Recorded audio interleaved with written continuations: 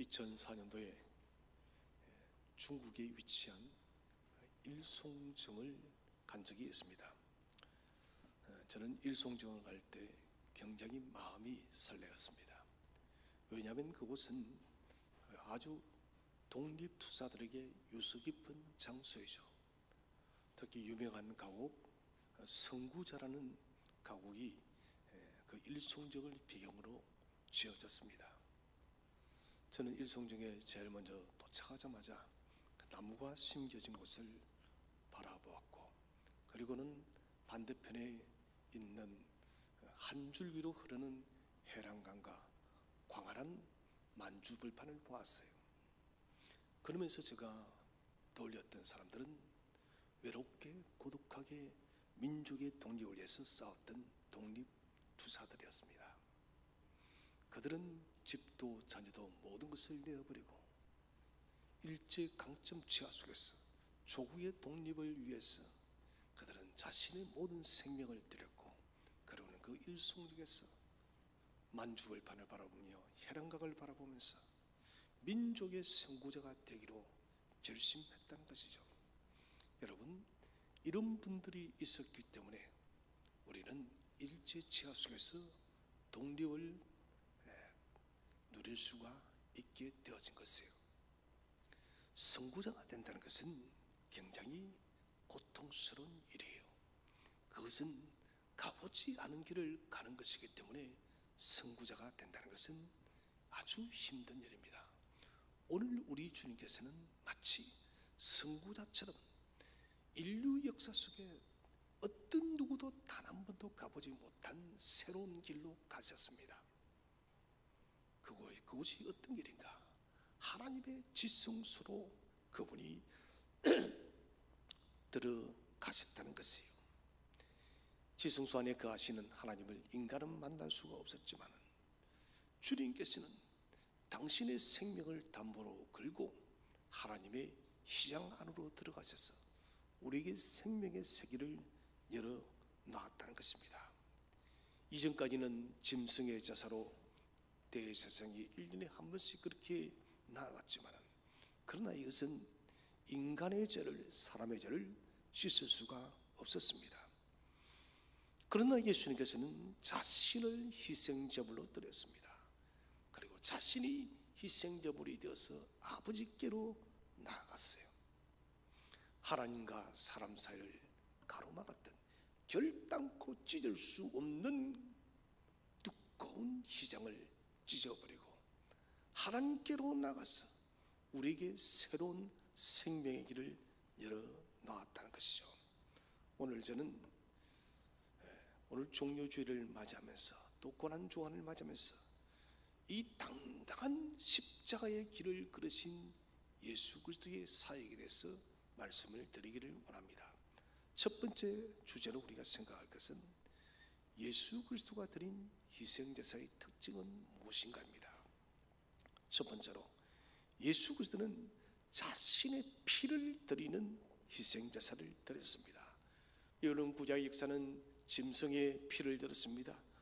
염소나 양이나 그 다른 어떤 피가 아니라 자신의 몸의 피를 주님은 직접적으로 드렸다는 것입니다. 그래서 주님은 자신에 대해서 어떻게 말씀하고 있습니까? 히브리서 10장 5절을 우리 한번 다 함께 읽어보겠습니다. 시작. 그러므로 주께서 세상에 임하실 때에 이르시되 하나님이 제사와 예물을 원하지 아니하시고 오직 나를 위하여 한 몸을 예비하셨도다.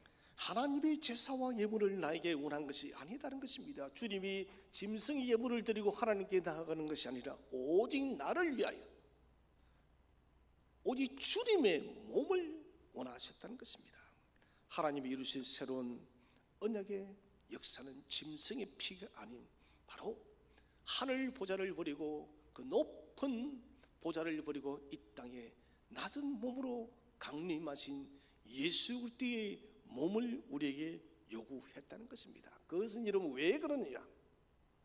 아담과 하와의 범죄 전에 주님은 분명히 말씀하셨습니다. 하나님은 너희가 이것을 먹는 날에는 정령 죽으리라. 사망이 찾아온 거예요. 육체적인 사망을 넘어서서 영적인 사망이 찾아왔습니다. 여러분, 이 사망 죽음을 역전시키는 것은 오직 하나, 하나님의 독생하신 예수 그리스도가 대신 죽으시는 길 외에는 다른 방법이 없었어요. 주님은 우리와 똑같은 몸을 입고 이 땅에 오셨습니다. 그러나 우리가 알다시피 그분은 우리와 똑같은 몸을 입으셨지만은 죄가 없으신 분입니다. 흠이 없으신 분입니다. 모든 사람은 남자의 후손이로되 오직 주님만이 여자의 후손입니다. 동정녀 마리아에게서 낳기 때문에 그분은 죄가 없으신 하나님의 아들이심을 믿으시기를 바랍니다. 우리의 중보자로서 그분은 결격이 없는 것입니다.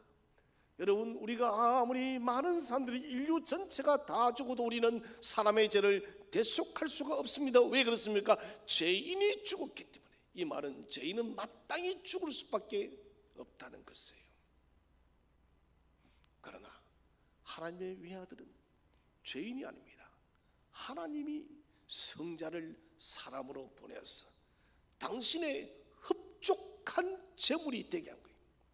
하나님께서 죄를 씻으시는 흡족한 제사는 뭐냐면 죄가 없는 누군가가 참된 제물이 되는 거예요.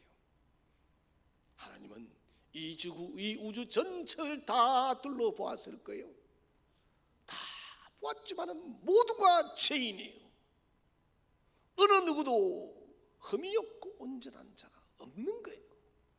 그래서 하나님의 비상대책이 바로 성자 예수를 이 땅에 보내었던 거예요. 그리고는 그분을 저주의 십자가에 우리 대신하여서 못 박아 죽였다는 것입니다. 자기 희생, 우리 죄를 씻기 위해 주님께서 자신이 죽은 것입니다. 여러분, 이것은 보통 일이 아닙니다. 누가 다른 사람을 위해서 흔쾌히 목숨을 내어놓을 수 있겠습니까? 아주 힘든 일이에요. 가시고기라는 물고기가 있죠. 이 암컷은 아주 좀 괘씸합니다. 알을 낳고 나면은 암컷은 도망을 가버립니다. 그 대신에 이제는 홀라는 이 가시고기 아빠죠. 표현하자면 이 수컷이 알을 갖다가 부화를 시키는 거예요. 알이 부화가 되어서 지어가 되어지고 나면은 이 수컷은 자신의 몸뚱아리를 그 지어의 먹이가 되게 하고 자기는 그렇게 죽는 거예요. 저는 가시고기의 이 모습을 보면서 예수님의 속죄와도 너무나도 많이 비슷하다.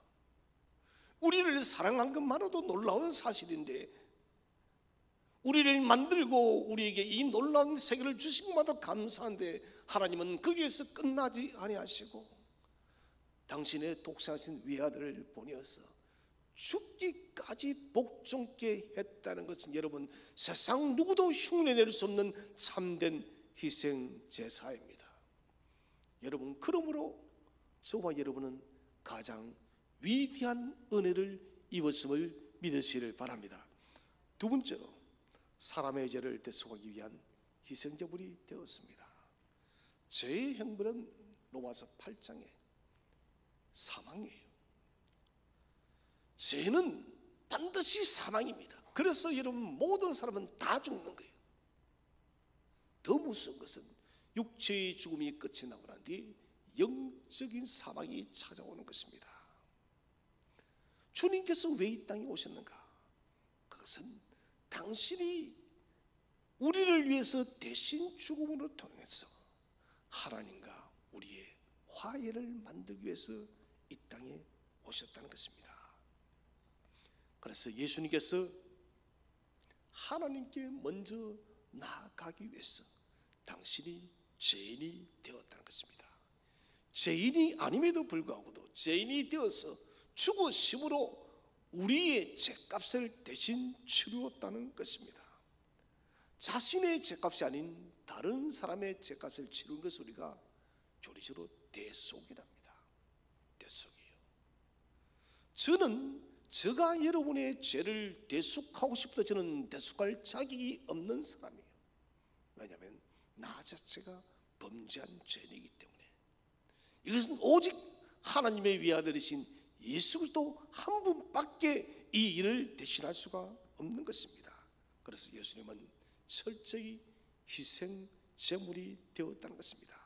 사람의 죄를 대속하기 위해서 자신의 모든 것을 십자가 위에서 태워버렸습니다. 그는 자원하여서 저와 여러분이 죽어야 될 자리에 주님이 직접 나간 거예요. 우리는 이 사실 때문에 늘 제가 말씀드리지만 기독교는 인간의 자랑이 아무것도 없는 절대적 은혜예요. 은혜 외에는 기독교는 설명할 단어가 없습니다. 무슨 설명하겠습니까? 베드로전서 2장 24절을 우리 한번 다 함께 읽어보겠습니다. 시작. 친히 나무에 달려 그 몸으로 우리 죄를 담당하셨으니 이는 우리로 죄에 대하여 죽고 의에 대하여 살게 하려 하심이라. 그가 채찍에 맞음으로 너희는 나음을 얻었나니.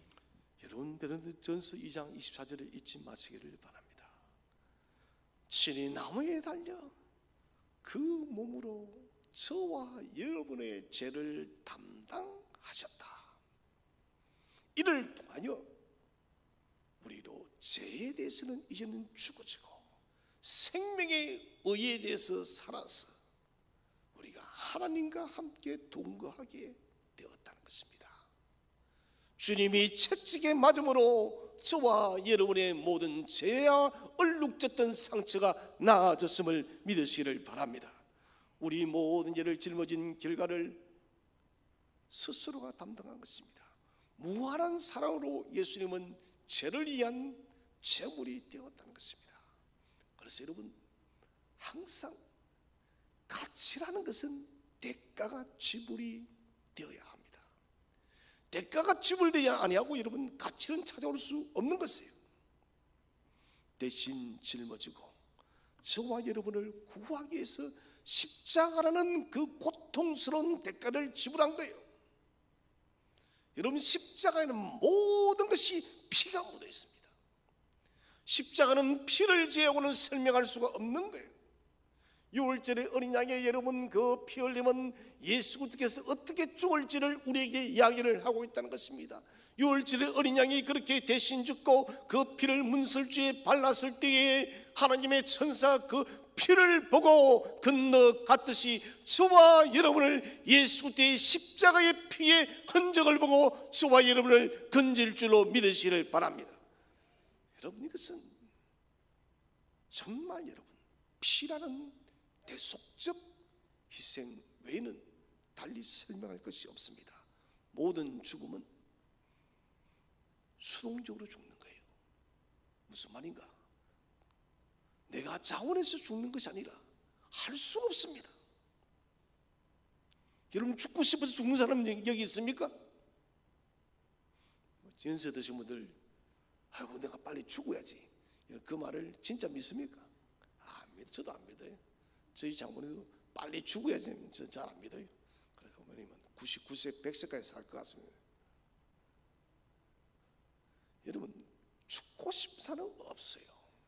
그런데 이 땅에서 유일하게 예수님만이 자원적으로 죽으신 거예요. 스스로 선택해서 능동적인 죽음을 선택했다는 것이 무엇 때문에? 우리의 죄를 대속하기 위해서 주님은 능동적인 죽음을 택한 거예요. 마지못해 밀려서 죽은 것이 아니라는 것입니다.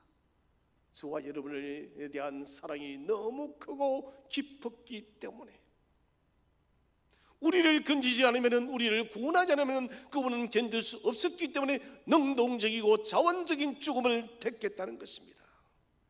예수님 스스로가 자기 영혼을 죽음의 권세로 끌고 가셔서 우리가 여러분 그 죽음의 깊은 권세 속에서 사망의 엄침한 골짜기에서 다가야 될 수모와 두려움과 고통과 절망을 주님이 짊어지신 거예요. 주님이 이것을 짊어지셨기 때문에 성도는 육신의 죽음 앞에서도 평안을 받아 누릴 수 있음을 믿으시길 바랍니다. 성도들은 그래요. 이 땅을 다 떠날 때 평안하게 떠나요. 그 왜 그럴까요? 주님께서 우리를 위해서 사망의 음침한 골짜기를 먼저 걸어가셨기 때문에 우리는 주님의 보혈의 피를 의지하여 우리의 생명이 닿을 때 주님께서 천사를 보내사 저와 여러분을 잡아줄 줄로 믿으시길 바랍니다. 세 번째로, 희생제사는 오직 예수 그리스도 홀로 감당해야 했습니다. 대제사장 아론이 1년마다 대속제일에 하나님의 지성소에 들어갈 때 그런 자신을 위해서 먼저 제물을 드려야 됐습니다. 왜 그럴까요? 죄인이기 때문에. 그리고 그런 자신의 몸을 죽여서 자신을 희생제물로 드릴 수가 없습니다. 목숨이 하나밖에 없는데요. 아니 드린다 할지라도 아론의 죽음이 인간의 죄를 씻는 것이 아닙니다. 그래서 짐승이 대신 피를 흘렸습니다. 마가복음 15장 31절에 보면은 군중들이 이렇게 조롱을 합니다. 그가 남은 구원하였으되 자기는 구원할 수 없도다. 이런 주님이 자신을 구원할 수 없었기 때문에 십자가에 매어 달려 죽은 것이 아닙니다. 자신은 마땅히 죽고 죄를 속죄해야 되는 희생 제물이기 때문에 주님 스스로가 구원을 포기한 거예요. 중요합니다. 주님은 자신을 구원하기를 스스로 포기한 겁니다. 주님이 자기에 대한 구원을 포기하고 스스로 죽을 때에 위대한 구원의 역사가 일어나기 때문에 그렇다는 것입니다. 아무도 하나님의 지성소에 들어갈 수가 없었어요. 그러나 주님이 들어갔습니다. 우리 레위기 16장 17절을 한번 읽어보겠습니다. 시작.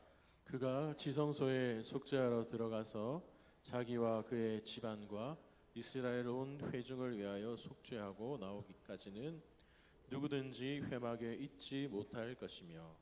자, 여기 보면 대제사장 아론이 대속죄일에 하나님의 지성소로 들어갑니다. 이스라엘 백성 전체가 긴장합니다. 살아나와야 돼요. 죽을 수도 있으니까. 같이 들어가고 싶어도 여러분 그곳은 같이 들어갈 수 있는 그런 장소가 아니에요. 오직 아론만이 들어갈 수 있다는 것입니다. 마찬가지예요. 십자가는 여러분 누가 짊어져 주고 싶어도 대신 질 수 있는 것이 아닙니다. 오직 주님 홀로 십자가를 감당해야 됨을 믿으시기를 바랍니다. 주님 홀로 십자가를 져야 돼요. 여기에 또 은혜가 있는 거예요. 만약에 여러분 우리 인간이 십자가의 대속에서에게 1%라도 우리가 관여했다면 사람들은 또 그렇게 말할 것입니다. 내 힘으로 이루었다고. 인간은 그만큼 악한 것이에요. 주님 홀로 십자가를 진 거예요. 마가복음 10장 33절을 한번 읽어보겠습니다. 시작. 보라, 우리가 예루살렘에 올라가노니 인자가 대제사장들과 서기관들에게 넘겨짐에 그들이 죽이기로 결의하고 이방인들에게 넘겨주겠고. 아멘. 인자가 대제사장들과 서기관들에게 넘겨지며 파라디도미 넘겨지며 넘겨진 거예요. 팔려간 거예요. 무엇 때문에? 우리 때문에. 넘겨지고 넘겨져서 그분은 십자가를 짊어졌다는 거예요. 어느 누구도 주님의 십자가를 대신 질 수 없는 거예요. 주님만이 이 십자가를 짊어지는 것입니다. 마가복음 1장 14절에 보시면 세례 요한이 잡힙니다. 헤로데에게 순교를 당하죠. 넘겨지고 순교를 당합니다. 세례 요한은 주님의 길을 다 예비하고 그 일을 마치고 자신은 헤로데에게 넘겨져서 순교합니다. 여러분 이 일은 제가 할 수 있는 것이 아니에요. 우리가 할 수 있는 것이 아닙니다. 베드로가 할 수 있는 것이 아니에요. 야고보가 할 수 있는 것이 아닙니다. 요한이 할 수 있는 것이 아니에요. 오직 세례 요한만이 이 일을 할 수 있는 거예요.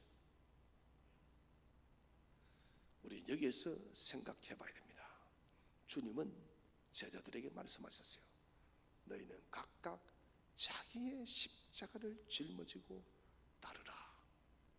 이것은 무엇을 말할까요? 복음의 은혜를 받은 사람이라면, 예수 그리스도의 위대한 구속의 은혜를 받은 사람이라면 각각의 십자가를 짊어지라는 거예요. 이는 각각의 십자가는 누가 다른 사람이 짊어질 수 있는 것이 아니에요. 주님께서 십자가를 짊어지는 것은 오직 주님만이 감당할 수 있듯이, 세례 요한이 세례 요한의 직무를 자신만이 감당할 수 있듯이, 여러분, 저와 여러분에게 맡겨준 직무는 오직 저와 여러분만이 감당할 수 있음을 믿으시기를 바랍니다. 그러므로 여러분, 자신의 십자가를 내버려서는 안 됩니다. 자신의 십자가를 내버리게 되면 더 이상 제자가 될 수가 없습니다. 주님께서 우리에게 십자가를 맡길 때 그 십자가는 감당할 수 없는 것이 아니에요. 여러분 다 잘 아실 것이에요. 만화를 보니까 우화 같아요.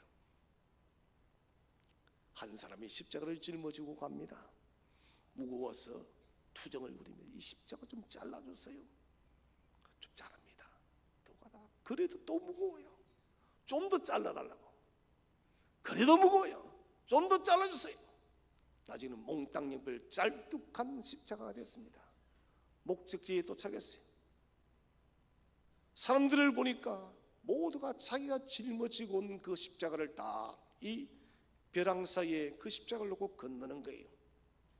이 사람은 십자가를 너무나도 많이 잘라 먹어서 그 간극을 넘을 수가 없어요. 짧았어요.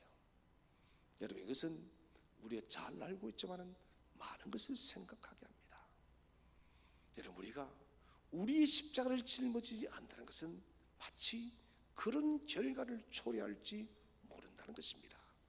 오늘 종료주일을 맞이하면서, 고난주간을 맞이하면서 주님께서 저와 여러분에게 맡겨준 십자가가 무엇인지를 곰곰이 생각하시길 바랍니다. 그 십자가를 여러분, 주님 무거워요, 주님 힘겨워요, 주님 나는 짊어지지 못해요가 아니라 주님 나의 가장 적합한 십자가를 주셔서 감사합니다라고 고백하는 우리가 되시기를 바랍니다. 두 번째 주제는 예수 그리스도께서 지성소에 들어가신 방법은 뭔가? 자, 첫 번째, 단번에 하나님의 지성소에 들어가셨습니다. 한글 성경에는 단 한 번 시도해서 들어가셨다, 이렇게 번역을 하고 있습니다. 자, 이 의미는 오직 한 번만의 희생제사가 필요하다는 것입니다. 그리고 한 번만 하나님의 지성소에 들어가는 것은, 여러분, 이게 무슨 말이냐면 예수님이 하나님의 지성소에 들어가는 죽으러 가는 거예요. 죽으러 가는 거예요. 하나님을 만나면 죽는 것이니까요. 하나님 앞에서 자신이 희생제물이 되어서 지성소에 들어가서 죽어지는 어린 양이 된다는 것입니다. 더 이상 이제 우리는 지성소로 들어가기 위한 노력을 할 필요가 없습니다. 구약의 대제사장은 하나님을 만나기 위해서 1년마다 매번씩 그렇게 계속해서 짐승의 제사를 올려드렸습니다. 그러나 이제는 예수님께서 우리가 하나님을 만나러 하나님의 거룩한 보좌 앞으로 나아가는 생명의 길을 열어놓았음을 믿으시기 바랍니다. 여러분, 이것은 놀라운 길이에요. 우리 같은 죄인이 어떻게 하나님의 보좌 앞으로 나아갈 수가 있나요? 그런데 우리에게 그 길이 열려졌어요. 저는 지금 그가 되기가 놓이기 전에 부산과 거제도를 이 해저터널로 다닌다는 것은 상상도 못했습니다. 그 다리가 놓이기 전까지 매번 저는 배를 타고 부산에서 거제도, 거제도에서 부산을 왔다 갔다 했습니다. 배가 뜨지 않으면 길을 둘러서 3시간 반이 걸려서 집으로 갔습니다. 그런데 여러분, 신비롭게도 정말 첨단 과학은 해저 터널을 놓았고 이제는 누구든지 차를 타고 아주 가깝게 그 터널을 통해서 부산과 그제들을 오고 가는 거예요. 진짜 어리석은 사람이 아니면 배를 타고 가지도 않을 뿐더러 둘러서 가지도 않습니다. 그 길을 가는 거예요. 참 놀라운 일입니다. 여러분, 하나님께서 우리에게 생명의 세계를 만들어 놓았습니다. 이제는 둘러가지 마시기 바랍니다. 주님께서 만들어 놓은 생명의 세길로 직진하시기를 바랍니다. 직진하셔서 하나님을 만났어요. 나는 너를 만날 수 없어 라고 말할 때 그때 말하십시오. 주님께서 나를 위해 피 흘려 죽으셨다고 고백하시기를 바랍니다. 그때 하나님은 우리를 기쁘게 맞이해 주실 것입니다. 찢어진 그 휘장은 다시 닫히지 않습니다. 한번 열린 생명의 길은 다시 닫히지 않습니다. 누구든지 그리스도의 피를 의지하여 하나님 앞으로 나아갈 수 있음을 믿으시기를 바랍니다. 더 이상 장애물은 없습니다. 세 번째 주제는 왜 예수 그리스도는 성소 지성소 안으로 들어가시는가? 첫 번째로 구속사역의 완성을 위해서 들어가셨습니다. 성경을 한번 읽어보겠습니다. 히브리서 9장 23절입니다. 시작. 그러므로 하늘에 있는 것들의 모형은 이런 것들로서 정결하게 할 필요가 있었으나 하늘에 있는 그것들은 이런 것들보다 더 좋은 제물로 할지니라. 자, 하늘에 있는 것들의 모형은 이런 것들로서 정결하게 할 필요가 있어요. 모든 것들은 정결하게 해야 됩니다. 거룩하지 않기 때문에. 그러나 하늘에 있는 그것들은 예수님께서 하신 이것은 이런 것들보다 더 좋은 제물, 더 좋은 제물이 무엇입니까? 바로 예수 그리스도입니다.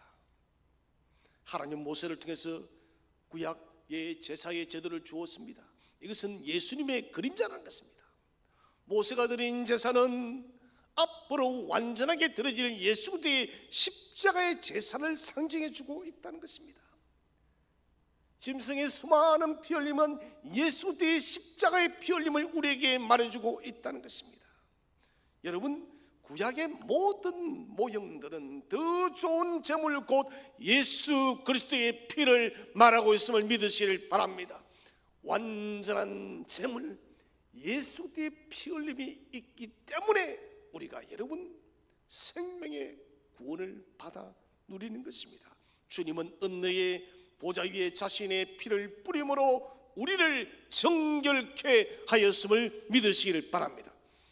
우리가 여러분 정결케 되었기 때문에 하나님을 아빠 아버지라 부를 수 있고 그리고 그분의 손을 잡을 수 있는 거예요. 우리의 기도와 찬미와 모든 것이 이제는 장애물이 없습니다. 때로는 우리의 기도가 초라하고 누추할 수가 있습니다. 그러나 여러분 이것이 장애물이 되지 않음을 믿으시길 바랍니다. 비록 우리가 실패하고 넘어지고 엎어지고 하나님께 범죄할 때가 있어도 이것이 하나님 앞에 장애물이 되지 않음을 믿으시길 바랍니다. 주님의 보혈의 피가 우리의 모든 허물들을 적셔주고 씻어줄 때 우리는 아무런 장애물 없이 주께로 보좌 앞으로 나가는 것입니다. 두 번째로 우리가 하나님 앞으로 담대하게 나아갈 수도 있도록 하기 위해서 성경을 한번 읽어보겠습니다. 히브리서 9장 24절 시작. 그리스도께서는 참것의 그림자인 손으로 만든 성소에 들어가지 아니하시고 바로 그 하늘에 들어가사 이제 우리를 위하여 하나님 앞에 나타나시고. 예수 그리스도는 그림자로 들어간 것이 아니라 참 하늘의 성소에 바로 들어갔었어요. 이 땅의 성소, 사람이 만든 그 장막터에 들어간 것이 아니라는 것입니다. 영원한 하나님의 지성소에 들어간 것입니다. 참 성소에 들어가 하나님께 자신을 보입니다. 여러분, 예수께서 하나님 앞에 섰을 때 그 모습은 뭘까요? 머리에는 가시 면류관을 쓰셨어요. 두 손은 못이 밖에서 피의 흔적이 있습니다. 그리고 옆구리는 창에 찔려서 물과 피를 다 쏟아내었습니다. 그 모습으로 성부 앞에 섰다는 거예요. 여러분, 성자께서 이런 모습으로 하나님 앞에 서신 것은 왜 그랬을까요? 우리를 위해서. 당신의 주님의 대속의 몸을 보이심으로 성부께 호소하는 거예요. 성부여, 나를 보소서, 나를 보소서. 내가 당신의 자녀들을 위해서 이렇게 고난받고 죽었으니 저들의 죄를 사하여 주시옵소서. 그렇게 주님께서 지성소로 들어갔을 때는 그 고난의 흔적을 가지고 들어갔다는 것입니다. 하나님 앞으로 우리가 나아갈 수 있는 법적인 증거도 바로 예수 그리스도 됩니다. 그리스도로 인해서 더 이상 우리는 하나님의 면전이 두려움의 장소가 아닙니다. 하나님의 보좌 앞으로 담대히 긍휼을 입기 위해서 나아감을 믿으시를 바랍니다. 여러분, 모든 삶의 근심과 문제와 인생의 크고 작은 모든 문제들 여러분 두려워하지 마시고 하나님의 보좌 앞으로 담대하게 들고 나가시길 바랍니다. 주께서 우리에게 그 문제들을 다 알아주시고 그 문제를 풀어주실 것입니다. 세 번째로, 우리를 온전하게 하려고 성소에 들어가셨습니다. 성경을 읽어보겠습니다. 히브리서 10장 14절 시작. 그가 거룩하게 된 자들을 한 번의 제사로 영원히 온전하게 하셨느니라. 자, 구약의 희생제사는 결단코 여러분 한 번만에 사람을 온전케 할 수가 없었습니다. 죄를 지을 때마다 짐승의 제사를 드렸습니다. 그러나 주님은 자신의 몸을 단번에 드림으로 저와 여러분의 모든 인생 전년 영역이 하나님 앞에서 온전한 존재가 되었음을 확신하시길 바랍니다. 온전케 됐다, 퍼펙트해요. 완전하게 됐다는 거예요. 누구 때문에? 예수님 때문에.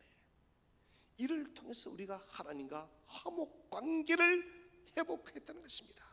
주님은 단 한 번의 제사를 통해서 자기의 자녀를 완전하게 변모시킨 것입니다. 영원히 온전하게 하는 죄를 영원히 사해 주었다는 것입니다. 이것이 여러분 그리스도의 제사가 가지고 온 영원한 효력입니다. 여러분, 주님의 죽으심은 지금도 변함이 없음을 믿으시를 바랍니다. 주님의 온전케 하심은 지금도 여전히 변함이 없음을 믿으시를 바랍니다. 주님이 지성소에 들어가심으로 영원한 구속을 우리가 얻게 되었습니다.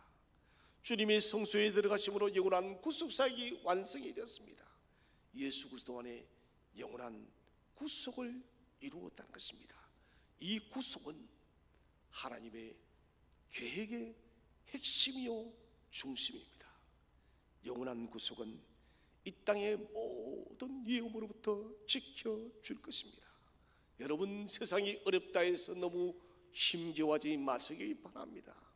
주님께서 십자가의 피로 우리를 구속하시는데 이 땅의 문제 하나 여러분 지켜주지 못하겠습니까? 전능의 하나님의 손을 붙드시기를 바랍니다. 크고 작은 수많은 일들이 일어나고, 엊그제에도 러시아에서 테러가 일어나서 140명이 넘는 사람들이 죽고 또 많은 부상을 당했습니다. 세계 곳곳이 전쟁이에요. 기후변화는 점점점 심각해지고 있고, 물가는 한정없이 높아서 서민들이 살기가 너무너무 힘겨운 시대를 우리가 살아가고 있습니다. 여러분, 그러나 우리를 위해서 생명을 주신 주님이십니다. 그 주님께서 저와 여러분의 범사를 지키고 인도할 줄을 믿으시를 바랍니다.